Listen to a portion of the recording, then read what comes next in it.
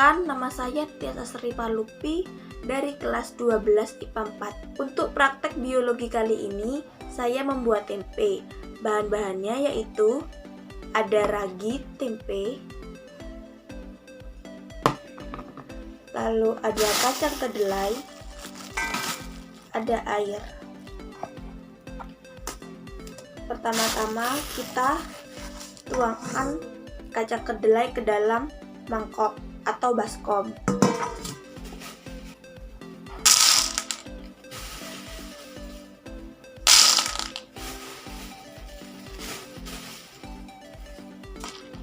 Lalu kita beri air.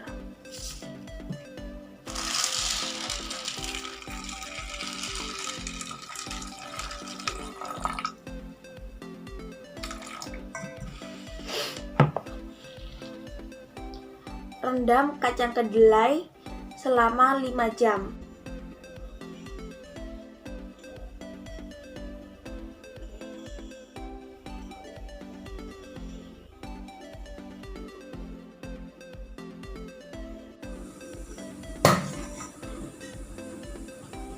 Lalu rebus selama 25 menit.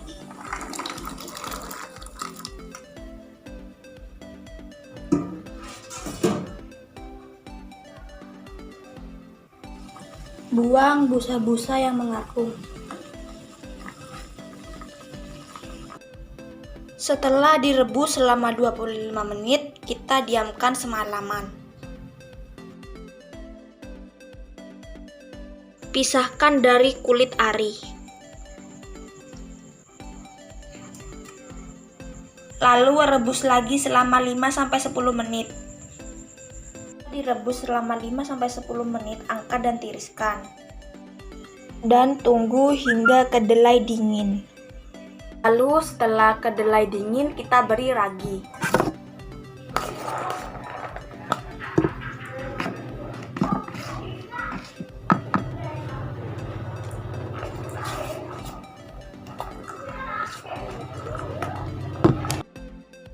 Lalu kita masukkan dalam plastik.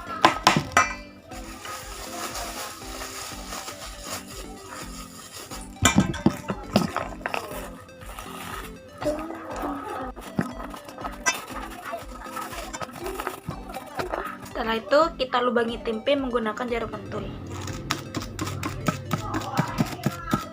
Yang telah jadi selama 2 hari 1 malam.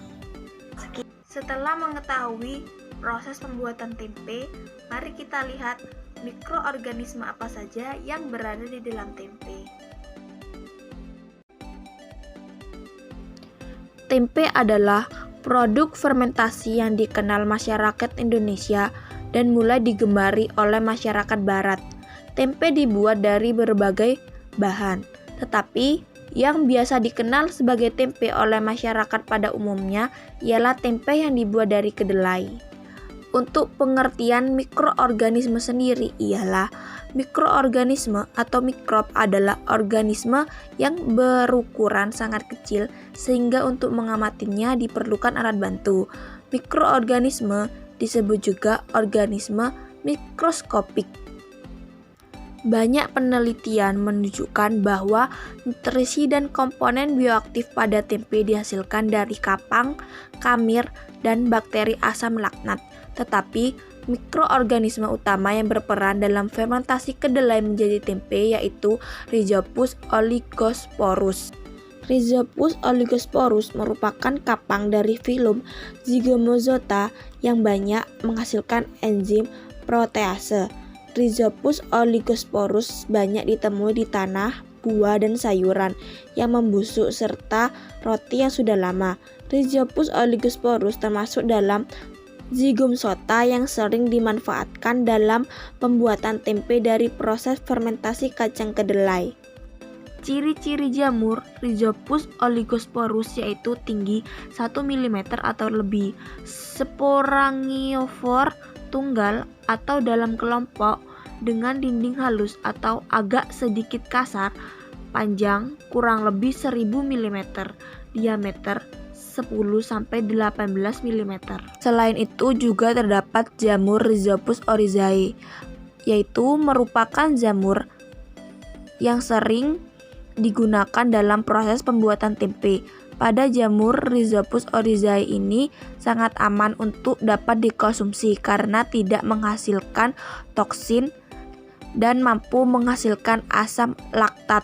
Pada dasarnya, jamur Rhizopus oryzae ini memiliki kemampuan untuk mengurangi lemak kompleks menjadi trigliserida dan asam amino. Klasifikasi Rhizopus oryzae. Kingdom Fungi. Divisio Zygomyxota.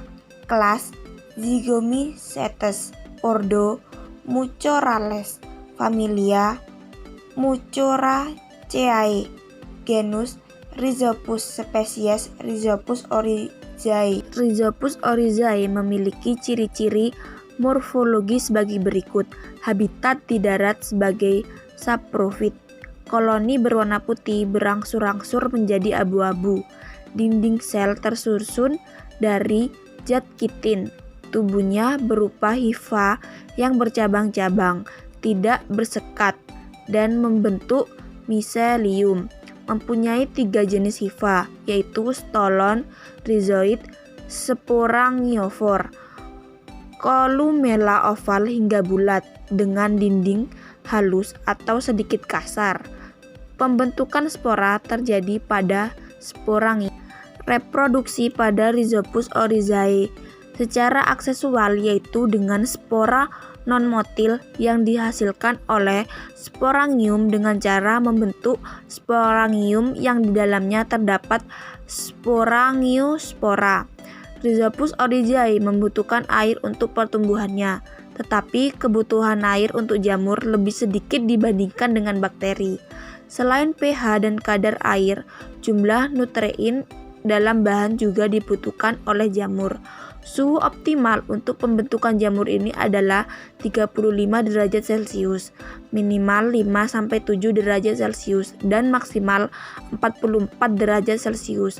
Berdasarkan asam laktat yang dihasilkan, Rhizopus oryzae termasuk mikroba heterofermentatif. Tempe juga mempunyai manfaat bagi kesehatan, di antaranya yaitu 1. Antioksidan penangkal radikal bebas. 2. Mencegah osteoporosis. 3. Menurunkan kolesterol. 4. Meningkatkan sistem kekebalan tubuh. 5. Sumber protein. 6. Menjaga kesehatan jantung. 7. Baik untuk diet. 8. Mencegah kanker. Dan yang ke-9, mengurangi gula darah. Sekian dari saya, terima kasih.